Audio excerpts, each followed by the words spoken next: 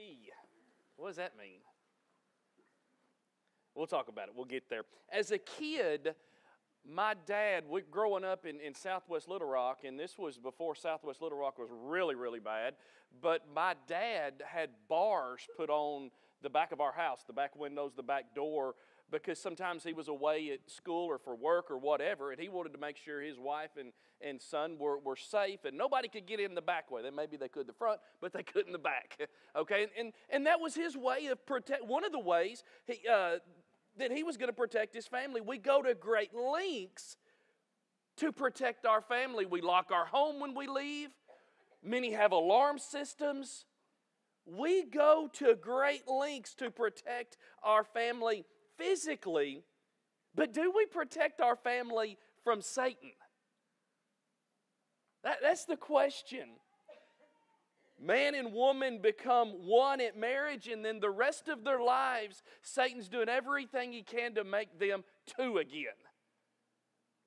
He has limited ability, limited power. But even with his limited ability and limited power, he's pretty good at doing that. He wants so badly to tear families apart and is working hard against our families today. But here's the reality. God has blessed you with your family. God has blessed us with our families that we love dearly.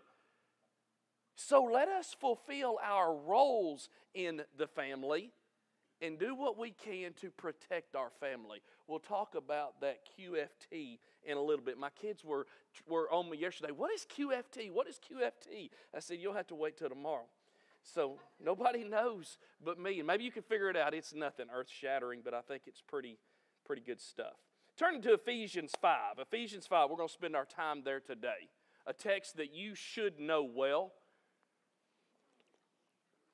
but one we should never take for granted, as it goes through and it gives us the role of every individual in the family, their responsibility, from the wife to the husband to the children to the parents. Everybody's roles are covered in this text. The end of chapter 5, 22 through chapter 6 here in a minute, verse 4, I think. But let's begin with the wife. The wife's role in the family. Ephesians 5:22 and following. Wives, submit to your husbands. And we go, oh, listen.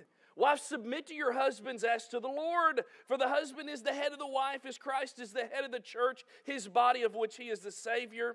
Now as the church submits to Christ, so also wives should submit to their husbands in everything. So the wife is to submit to her husband just as she does to the Lord. Now we're going, well, yeah, absolutely. The wife says, I submit to the Lord, of course.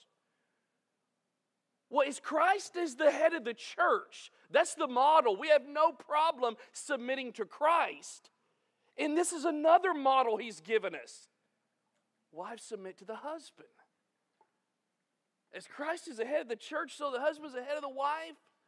This should not, it's always been foreign to me, and I don't understand why it's so offensive. This should not be offensive to anyone because it's the way God designed it. It's a God-given role. You honor God, wives, in that role. Christians, we all submit to Christ. Wives submit to her husband. Now let me say this. Well, let me look at verse 33 before I make that statement. Verse 33, however, each of you, Ephesians 5:33, each of you must also love his wife as he loves himself. We'll talk about that in a minute. And the wife must respect her husband. So she's to submit to her husband. She's to respect her husband. Let me make this statement. A husband who is worthy of respect, a wife will not struggle to submit to. I'll just say it that way. Now, let me say what this doesn't mean. Submit doesn't give the husband the authority to rule over his wife and to verbally or physically abuse his wife. That's not what that means. A marriage is very much a partnership. They must listen to each other, and I said each other, Not saying that it's all about the husband and the wife has no say-so at all. We have 9 shepherds in this congregation, and then 4 staff members counting Amanda. What Amanda does a great job. But when we meet with the shepherds on occasion, may say, guys, what about this? And they say, no, we don't want to do that. This is what we're going to do. Well, I may not like their idea, and they may not like my idea, but guess what? I'm going to submit to their idea. I'm going to submit to what they say. I'm going to yield to their idea, their thought, okay? The way they want to do things. Why? Because of their position as the shepherds of this congregation. And God, it's not a power thing here with husband and wife. It shouldn't be. The husband that does his role well, and we're going to talk about that in a minute, the wife's not going to have a problem respecting him. He's going to be worthy of respect. And if he's worthy of respect, she's not going to have a problem submitting to him. And this totally, I don't have to say this again, but I will. It totally throws out the idea of rulership, dictatorship, abuse. It's a God-given role. Okay, let's don't go crazy with that. All right, next, let's move on. The husband, we got a lot of ground to cover, so we're going to have to move a little quicker. The husband's role in the family. Read with me a little bit. Husbands, love your wives as Christ loved the church and gave himself up for her to make her holy, cleansing her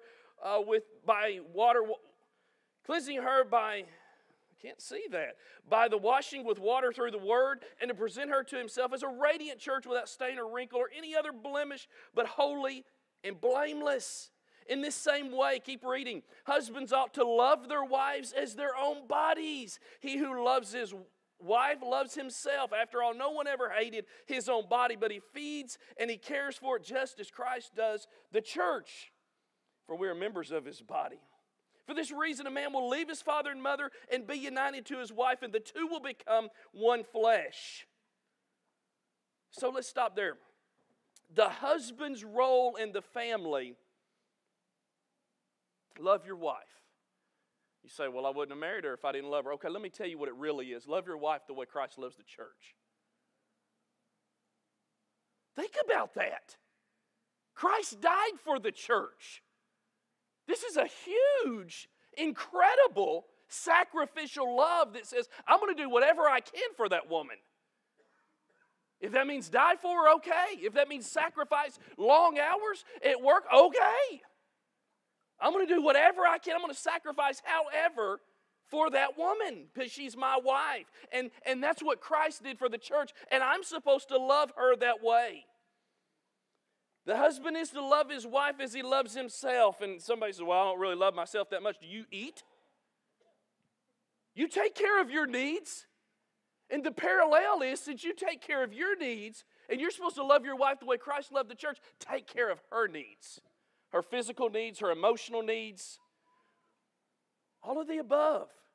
You care for her needs. The husband so loves his wife that he leaves his parents for her. The leaving and cleaving. He leaves his parents and he cleaves to his wife. And what that means, and not to offend anyone, but this is what it means biblically, that parents, when two people marry, their parents become extended family. They're family. We're still doing the cookouts and we're still doing the holidays and all, but they're extended family. Now, you want me to really break it down for you? Extended family doesn't have to know all your business unless they need to. Is that enough said about that? They're extended family. Your family is husband. Well, husband left mom and dad. He leaves his mom and dad. He cleaves to his wife. And they become one flesh. This is a deep, personal, sacrificial, serving kind of love. There is no deeper relationship on this planet than that of a husband and a wife. Okay. Look at Ephesians 6. 1 through 3. The children's role in the home. This is where it gets fun. At least it gets fun for me. Exactly. Ephesians 6. Verse 1, children, obey your parents in the Lord, for this is right. Honor your father and your mother, which is a first commandment with a promise that it may go well with you and that you may enjoy a long life on the earth. So the wife's role in the family, the husband's role in the family, now the children's role in the family. And the children's role in the family is one-fold. One responsibility. Not a list that you got to remember. One. Obey your mom and dad. That's it. Oh, obey your parents. Honor your mother and father. You honor them when you obey them. Obey your parents. It pleases God when children obey their parents. This is a quote from Deuteronomy 5:16, the Ten Commandments there. And notice, let me give a little attention to this. Honor your father and your mother. Obey your parents in the Lord. Honor your father and your mother. That's from Deuteronomy 5. Which is the first commandment with a promise that it may go well with you and that you may enjoy a long life on the earth. We kind of fly over that part, enjoy a long life on the earth. Well, it's literal. If we were to go back, well, let's go back. Let's don't say if. In Leviticus 20 and verse 9, let me tell you about kids in the old days. Let me tell you what they did in the old days. Now, I'm not advocating to do this. I've said this before, okay? Just listen and let's make the parallel. In Leviticus 20 and verse 9, there it is for you. If anyone curses his father or mother, he must be put to death. There was no timeout. They did not take cell phones away. They stoned them to death. He has cursed his father or his mother, and his blood will be on his own head. It's on him. It's on the kid. It's on the teenager. So when it says so that he may live a long life, the kid that's honoring his mother and father are obeying his mother and father, and he's going to live a long life. Because to obey your mother and father means I'm not going to be a smart aleck. I'm not going to be talking back. I'm going to be doing what you tell me to do, even though I don't want to do it.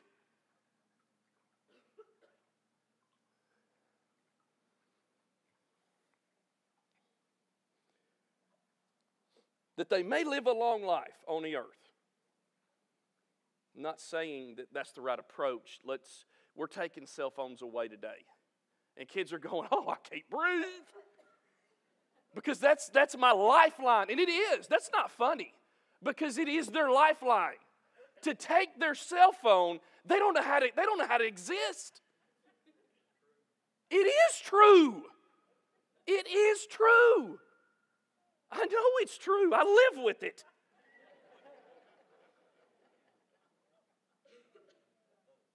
And then there's this thing that some of the professionals may say, well, children, they're going through adolescence from their preteen years through their teen years. And as they go through adolescence, there's a lot of chemical things happening in their body physically and emotionally. And therefore, they're probably going to cry, or they're probably going to yell and scream, and they're probably going to be smart-mouthed. They're probably going to backtalk. They're probably going, and I agree with every bit of that. But it doesn't make it okay.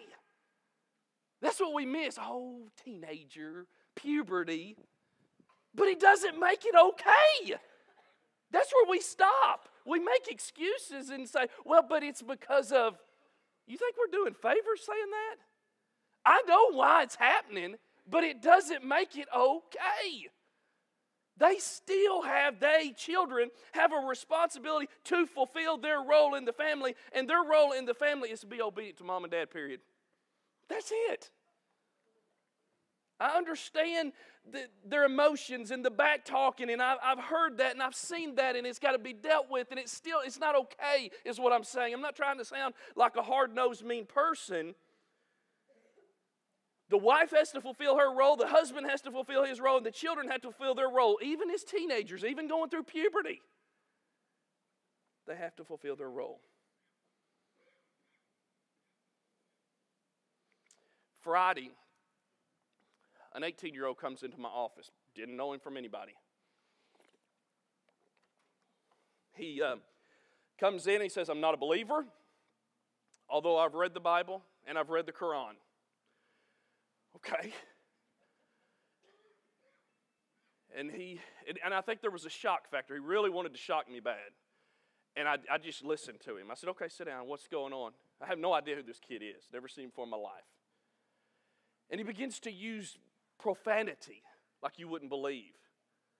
And I had to stop myself from saying, dude, because I would have talked on his language, you need to shut up quick. But I didn't. Wanted to badly, but I didn't. I refrained, and I listened to him go off on his dad and how horrible his life had been and how he was living with his dad now and how his dad had kicked him out of the house. And, I mean, he had a chip this big on his shoulder. I could see it.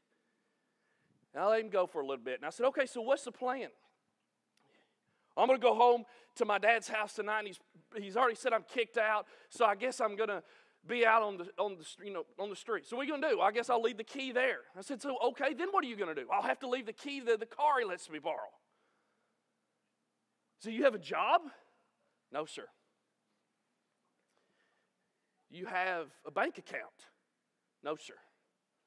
I don't have enough money to buy socks. Okay, so after you leave the keys, what are you going to do? So I guess I'll just go out on the street.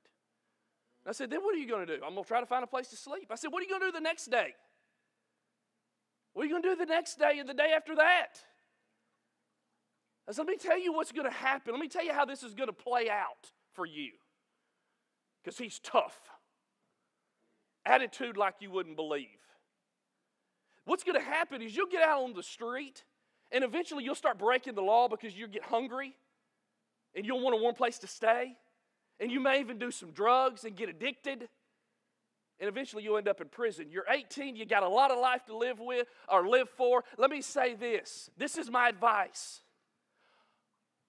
First of all, quit talking that way. Clean your language up. Because it's not impressive to me. Or anyone my age for that matter. Secondly, humble yourself and go home to your dad because you need him. He's paying your bills. Bad growing up life? Absolutely. I feel sorry for him? Of course.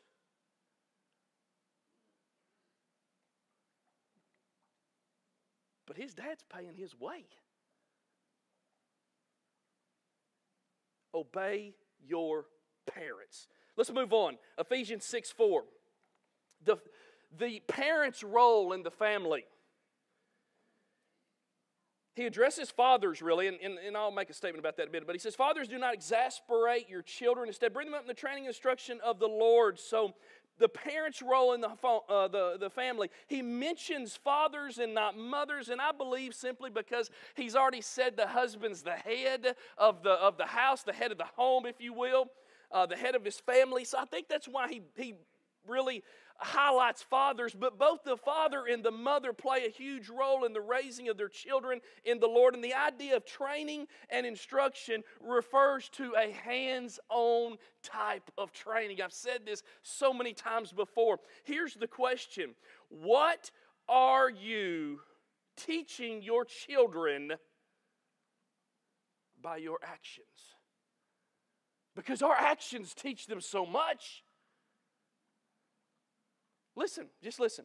Are you teaching your children to complain about everything? Do you know how you teach them to complain about everything? You complain about everything. Are you teaching your children to be involved in the church? You see, the way you teach them to be involved in the church is be involved in the church. Are you teaching your children to read their Bible? Are you teaching your children to respect others and be kind to others? Parents make a huge impact on their children by their actions. Now, I should bring the stool up because this is my soapbox moment, but I won't because time. The thing that drives me nuts more than anything in this life is this. Is this being recorded? Make sure it goes to YouTube then. Parents, you are not your children's friends. And any parent, and I've seen it over the years, any parent that says, oh, she's my best friend, or oh, he's my best buddy, you are not doing your kids any favors at all. In fact, you're doing them a huge injustice because nowhere in this text, fathers, do not exasperate your children. Instead, bring them up in the training and instruction of the Lord. It says nothing about friendship. It says nothing about being best buddies. You are not your kids' friends. That's not what God's called you to be. When He gave you kids, He didn't give them to you so that you could be their friends. That's not your responsibility. That's the worst thing ever we can do for our children. You say, well, you don't train your friends in the Lord. You say, well, I'm trying to convert people to Jesus. Well, so am I. But there's a difference in trying to convert someone to Jesus and training and instruction in the Lord. That's a hands-on type of training that happens every day. Should.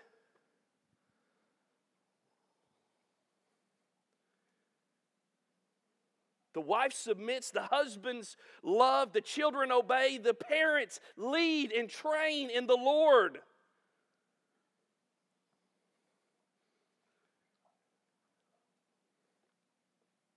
And finally, QFT.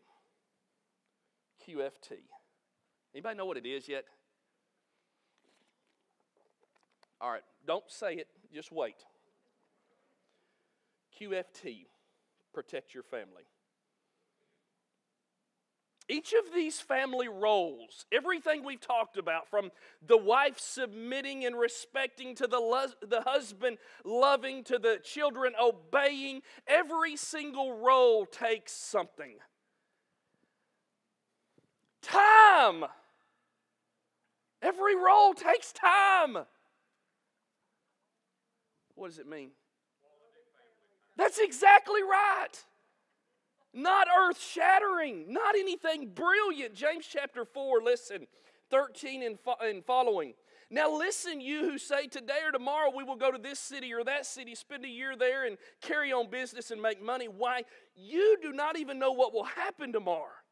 What is your life? You're a mist that appears for a little while and then vanishes. And he's saying, we're so busy with careers. We're so busy with kids' activities. We're so busy building and planning for tomorrow. We're so busy putting bars on our home and the alarms. And I'm not knocking that stuff. But we're so busy protecting our family physically from the intruder or whomever, and we should. But do we protect them spiritually by spending quality family time? Let me tell you what it is. You say, we know what it is. Let me tell you anyway. Quality family time is time set aside to reconnect with spouse and kids by, you're not going to believe this, talking. It is so simple. Nothing profound. But I can remember being in a restaurant. And the cool thing about a restaurant is if you don't eat around the table at your house, probably don't eat around the table with your family at a restaurant, right? So that's the cool thing about it. But it's interesting at the restaurant and looking around, and I've seen tables where families are there. I think this is cool. And you know what? Then I noticed something. You've noticed it too. They're going, shh, this is what we're having for dinner. Or, oh, did you know he went there?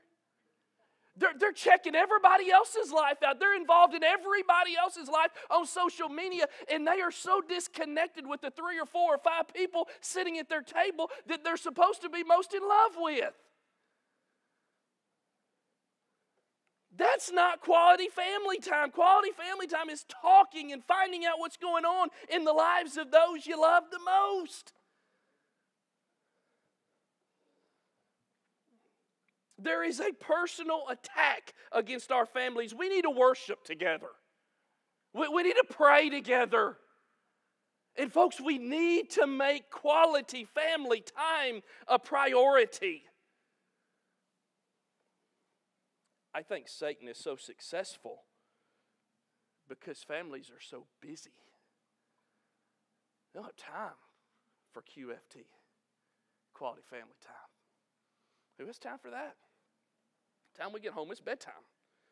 We get up and hit the ground running, and it's bedtime again. And Saturday, we got games on Saturday and practice on Saturday, and we got to get to the mall and exchange this gift from Christmas still. Which reminds me, we don't have time for this kind of stuff.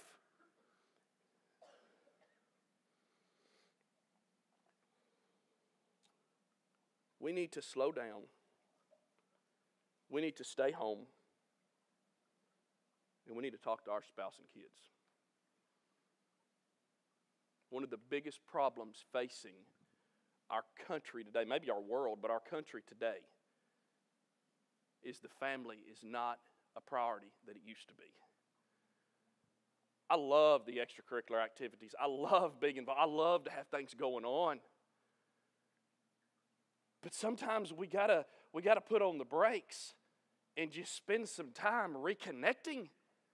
And that may mean saying, hey, the cell phones are off, or they're off in the other room. And we're going to talk. We're going to play a game. Or we're going to whatever. I don't like this time of year. I'll be the first to tell you, January and February are my two least favorite months because it's cold and I don't like being cold. But at the same time, the possibility that can happen in January and February kind of gives me a little bit of hope. And that's for a possible snow day. Because a snow day, I'm very serious. Because a snow day, nobody's going anywhere at my house. And I can pull the computer, pull the laptop out, I can pull my Bible out, and I can write from home like crazy. But I refuse to. Because that's going to be quality family time. I love those days. We don't have enough of them. Yeah, we go but to school, and I get it. I understand. But once in a while, I like that. That's the only thing good about January and February. Let me tell you about this family that I knew when I was very young. And this is really where the idea of this whole lesson came from. So if you don't like it, you need to look this family up and get on them. They had this thing in their house called QFT. 4 kids, mom and dad, 4 kids. And they said, Daddy, I'm going out. I'm on the phone. I'm going out with so-and-so tonight. Not until QFT is done.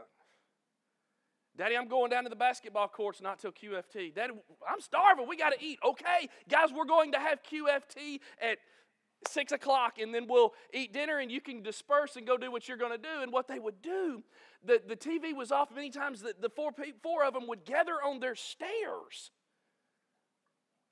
Are you with me? On their stairs. I mean, it was tight, compact, little area, and you're going, why? There's no TV. There's no nothing there. And this was before cell phones were anything. And so they would sit there. And let me tell you a little bit of what might happen, because I was curious when I heard about this and I asked questions. What is QFT? What does that mean? Quality family time. Okay, tell me more. We're on the steps and we're talking about everybody tells what their favorite vacation memory is. And some of you are going, how lame. You don't have to do that then. But whatever it is, and they're just talking. They're just talking, and they spend that few minutes. It starts as a few minutes, and then guess what? Everybody begins to look forward to this QFT, and it turns into 30 minutes and 45 minutes, and then an hour and a half go by, and they're going, Dad, I'm late, I missed it, but that's okay. I really enjoyed this time. We got to do that. If we're going to strengthen our families against the attacks that Satan's throwing out against us, QFT, quality family time, has got to become a priority. This morning, if you are subject to God's invitation, if we can encourage you, if we can help you, if we can pray with you or pray for you, maybe you need to respond and be baptized, have your sins washed away, whatever your need is. We would say an elder will be here to greet you, welcome you if you'll come. Together we stand and as we sing.